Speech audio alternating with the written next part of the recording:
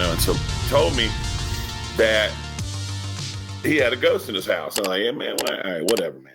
And he's like, no, I'm telling you, when I got a ghost in my house, um, um, he said that he'd hear footsteps run across the top of his trailer, and that his kids would come knocking on the door because somebody was whispering in their ear or laughing in their ear, and Oh, so he had door.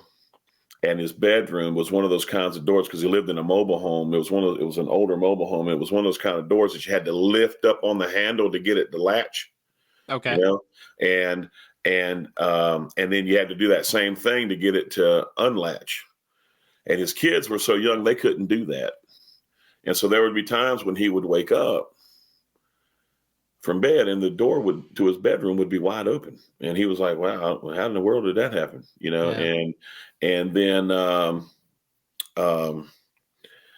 he said there was a time or two when him and his wife were making love and something in the bed would start snickering at him. And that's when he realized, oh, there's something going on here. And so give you all that as a background. Yeah.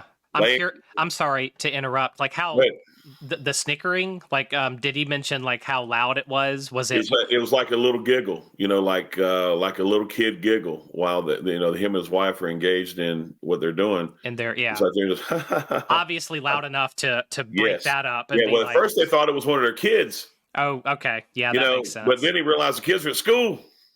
Right. Right. And there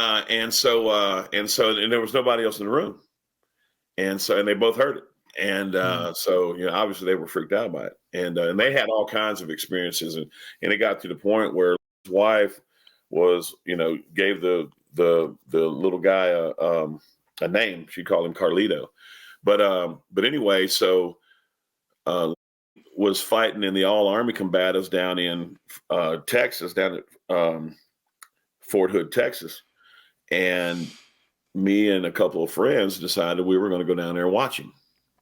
So we go down to watch him, and while we're down there, he shows up after the first day of the event is over, and we're all eating food at this restaurant, and all he wants to talk about is this ghost in his house. I'm like, what in the world, man? I don't want to talk about this stuff, man.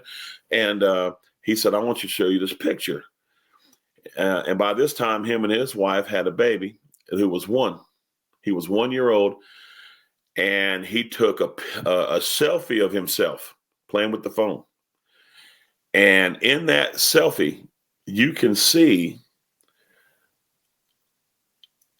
a picture of this entity that looks like a little boy.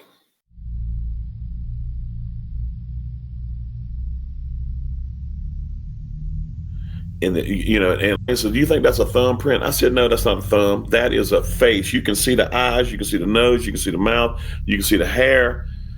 That's a little kid. That's the little thing you've been talking about that's in your house.